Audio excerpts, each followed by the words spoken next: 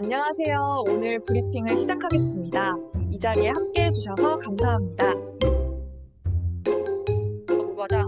오늘 자진 신고 후 과태료 폭탄 맞기 전에 꼭 보세요. 이걸 모르면 과태료 500만 원입니다. 안녕하세요 여러분, 트리플02 오피스 매니저입니다. 오늘은 정말 중요한 이야기를 가지고 왔어요. 혹시 법인 설립하신 후에 이제 끝났다 라고 생각하고 계시지는 않나요? 잠깐, 그게 바로 함정이에요. 법인 설립은 시작일 뿐이고 설립 후에 지켜야 할 규칙들이 정말 많아요. 그런데 이걸 모르고 있다가 과태료 폭탄을 맞는 분들이 너무 많아서 오늘 이 영상을 준비했습니다. 실제로 저희 공유 오피스에 상담 오시는 분들 중에 세무사님, 갑자기 과태료 고지서가 왔는데 이게 뭔가요? 라고 물어보시는 분들이 정말 많아요. 특히 셀프로 등기하신 분들은 거의 90% 이상이 이런 일을 겪으시더라고요. 가장 흔한 케이스가 뭐냐면 대표이사가 이사를 갔는데 등기 변경을 안 한 경우예요. 집 이사 갔으니까 주민등록 주소만 바꾸면 되는 거 아니야? 라고 생각하시죠? 절대 아닙니다. 법인 등기에도 대표이사의 주소가 기재되어 있기 때문에 이사를 가면 2주 이내에 법인 등기도 바꿔야 해요. 이걸 안 하면 최대 500만 원까지 과태료가 나올 수 있어요. 또 다른 케이스는 임원 임기갱신을 놓치는 경우예요. 법인의 임원은 임기가 있어요. 보통 3년인데 3년이 지나면 재임 등기를 해야 하는데 이걸 깜빡먹는 거죠. 나 대표이사인데 임기가 있어?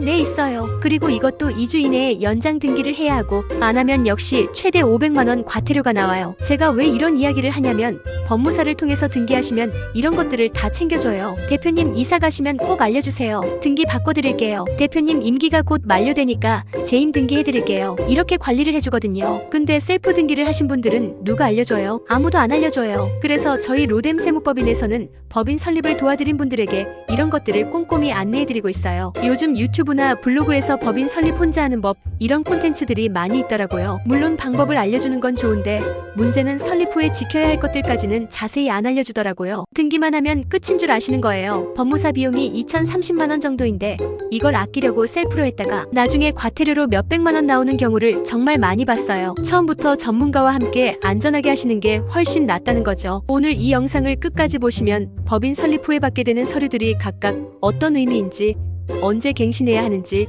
어떤 걸 조심해야 하는지 모든 걸 알 수 있을 거예요. 그리고 셀프 등기를 하신 분들도 이 영상을 통해서 놓치고 있던 부분들을 점검하실 수 있을 거고요. 법인 운영은 마라톤이에요. 처음 출발할 때 제대로 준비하지 않으면 중간에 넘어질 수 있어요. 그래서 오늘 영상이 여러분의 안전한 법인 운영에 도움이 되었으면 좋겠습니다. 등기사항 전부 증명서와 인감증명서 완벽 이해하기. 자, 이제 법인 설립하고 나면 받게 되는 서류 봉투를 한번 열어볼까요? 법무사나 등기소에서 이런 큰 봉투를 하나 줄 거예요. 처음 받아보시는 분들은 이게 뭐 이렇게 많아?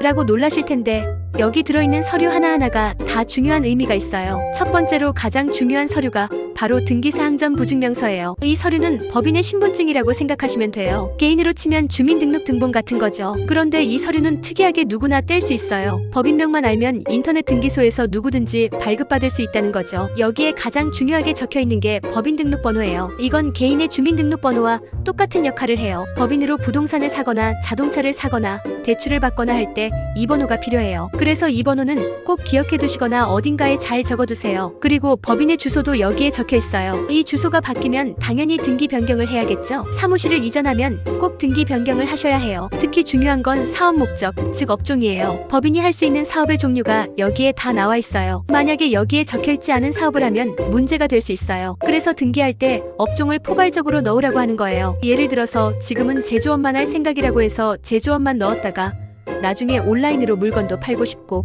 부동산 임대도 하고 싶어질 수 있잖아요. 그때마다 등기 변경을 하려면 비용이 계속 들어요. 그래서 처음부터 제조업 및 판매업, 부동산 임대업, 온라인 쇼핑몰 운영 이런 식으로 폭넓게 넣어두는 게 좋아요. 그리고 임원에 대한 정보도 여기에 나와요. 특히 대표이사의 경우에는 집 주소까지 다 나와요. 바로 이 부분 때문에 대표이사가 이사를 가면 등기 변경을 해야 하는 거예요. 또 임원들의 임기도 여기에 나와 있어요. 보통 3년으로 되어 있는데 이 임기가 끝나면 재임 등기를 해야 해요. 같은 사람이 계속 대표이사를 할 거라도 나는 계속 할 거니까 상관없어가 아니라 법적으로 임기가 끝나면 갱신 절차를 밟아야 하는 거예요. 이제 두 번째로 중요한 서류인 인감증명서에 대해 말씀드릴게요. 이건 법인의 진짜 신분증이라고 생각하시면 돼요. 개인은 주민등록증이나 운전면허증으로 신분을 증명하잖아요. 법인은 얼굴이 없으니까 이 인감증명서로 신분을 증명하는 거예요. 법인 설립할 때 인감도장을 파잖아요. 그 도장을 찍은 게 이 인감증명서에 있는 도장 모양과 일치하는지 확인해서 이게 진짜 이 법인이 맞구나 하고 인정해주는 거예요. 그런데 이 인감증명서는 유효기간이 있어요. 있어요. 보통 3개월인데 은행에서는 더 짧게 30일 이내 것만 받아줘요. 왜냐하면 도용의 위험이 있으니까요. 생각해보세요. 인감도장과 인감증명서만 있으면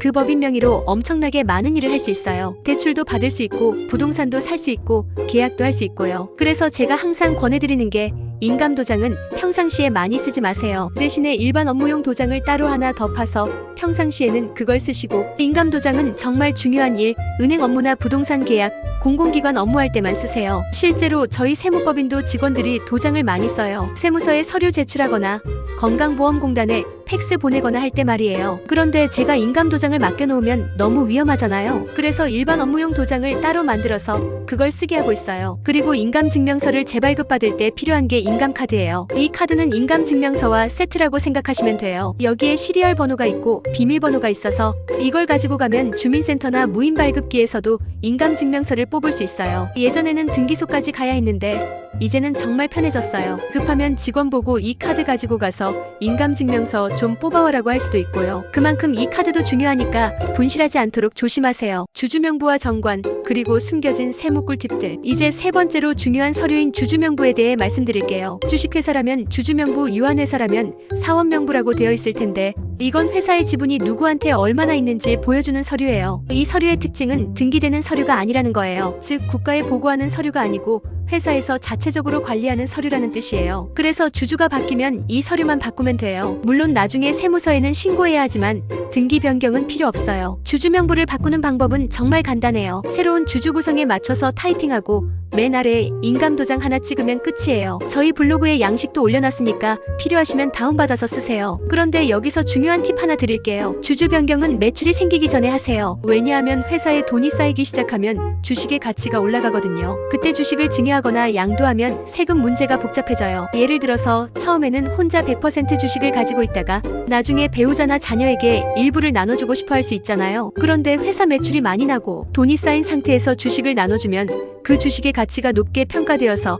증여세가 많이 나올 수 있어요. 그래서 사업 초창기에 아직 회사에 별로 돈이 없을 때 미리 주주 구성을 정해놓는 게 세무적으로 유리해요. 이제 정관에 대해 말씀드릴게요. 정관은 쉽게 말해서 회사의 법이라고 생각하시면 돼요. 물론 국가의 법을 위반할 수는 없지만 그 범위 안에서 회사만의 규칙을 정하는 거죠. 정관에는 3가지 종류의 내용이 들어가요. 절대적 기재사항, 상대적 기재사항, 임의적 기재사항인데 이 중에서 절대적 기재사항만 기억하시면 돼요. 회사 이름, 사업 목적, 회사 주소, 주식 총수 같은 기본적인 내용들이에요. 이런 게 바뀌면 등기 변경을 해야 해요. 그런데 여기서 세무사로서 꼭 알려드리고 싶은 꿀팁이 있어요. 정관에 들어가 있으면 세무적으로 유리한 조항들이 있거든요. 첫 번째는 대표이사 퇴직금 배수 조정이에요. 일반적으로는 퇴직금이 평균급여 근속연수로 계산되잖아요. 예를 들어서 월급이 500만 원이고 10년 근무했으면 5천만 원이 퇴직금이에요. 그런데 정관에 배수 조정 조항을 넣어놓으면 세법에서 200까지 인정해줘요. 즉 5천만 원이 아니라 1억까지 받을 수 있다는 거죠. 퇴직금을 많이 받는 게 뭐가 좋아요?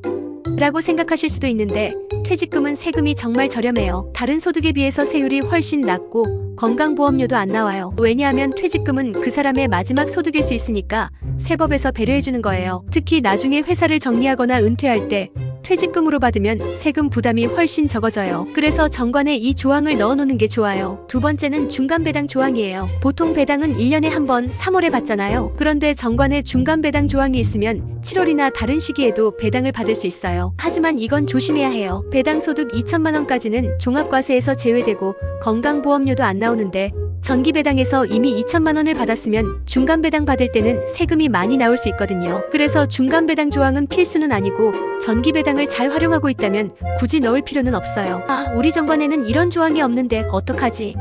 라고 걱정하지 마세요. 정관은 언제든지 바꿀 수 있어요. 다만 퇴직금 배수 조항 같은 경우는 실제로 퇴직금을 받기 전에만 바꿔놓으면 돼요. 법인 운영 초기 체크리스트와 실무 꿀팁, 마지막으로 법인 설립 후에 꼭 챙겨야 할 실무적인 내용들을 말씀드릴게요. 서류 정리는 끝났지만 실제 법인 운영을 위해서는 몇 가지 더 준비해야 할 것들이 있어요. 첫 번째, 법인 계좌 개설이에요. 요즘 법인 계좌 만들기가 정말 까다로워졌어요. 은행마다 요구사항이 다르긴 하지만 일반적으로 2가지 조건을 만족하면 계좌 개설이 수월해져요. 하나는 대표이사의 주거래 은행을 이용하는 거예요. 대표이사가 개인적으로 오래 거래해온 은행이 있다면 그 은행에서 법인 계좌를 만드는 게 좋아요. 또 하나는 법인 주소 근처의 지점을 이용하는 거예요. 사무실 근처 은행 지점에 가서 만들면 훨씬 수월해요. 요즘 은행 갔다가 허탕치고 오시는 분들이 정말 많아요. 신생법인은 계좌 개설이 어렵다면서 거절당하는 경우가 많거든요. 그래서 미리 전화해서 문의해보고 가시는 게 좋아요. 계좌를 만들었으면 공인인증서도 발급받으세요. 세금 계산서용하고 일반용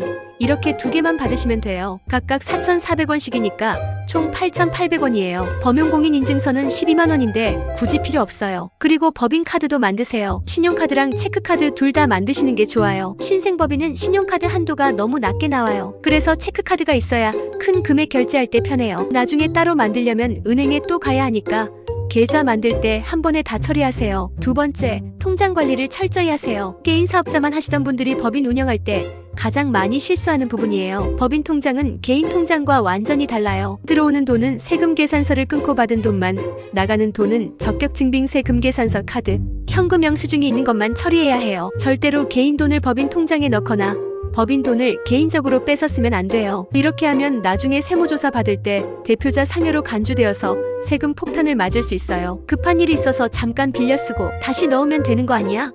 라고 생각하시는 분들이 있는데 절대 안 돼요. 한번 그런 습관이 생기면 계속 반복하게 되고 나중에는 정리하기 어려워져요. 세 번째, 대표자 급여 설정을 신중하게 하세요. 이 부분은 정말 중요한데 내용이 많아서 다음 영상에서 자세히 다룰 예정이에요. 간단히 말씀드리면 대표자 급여는 너무 높게도 너무 낮게도 설정하면 안 돼요. 적절한 수준으로 설정해야 세무적으로 유리하고 나중에 문제가 안 생겨요. 네 번째, 4대 보험 처리도 잊지 마세요. 대표이사도 근로자로 신고해야 하는 경우가 많아요. 주주 지분이 50% 이하면 고용보험, 산재보험도 가입해야 하고요. 다섯 번째, 세무신고 일정을 미리 체크해두세요. 법인은 개인 사업자와 달리 신고할 게 정말 많아요. 월별로는 부가가치세 신고, 원천세 신고가 있고 분기별로는 또 다른 신고들이 있어요. 연말에는 법인세 신고도 해야 하고요. 이런 걸 다 챙기기 어려우시면 세무사와 상담해보세요. 법인은 개인 사업자에 비해 세무 처리가 훨씬 복잡해서 전문가의 도움 없이는 실수하기 쉬워요. 마지막으로 장부 작성도 중요해요. 법인은 의무적으로 장부를 작성해야 하고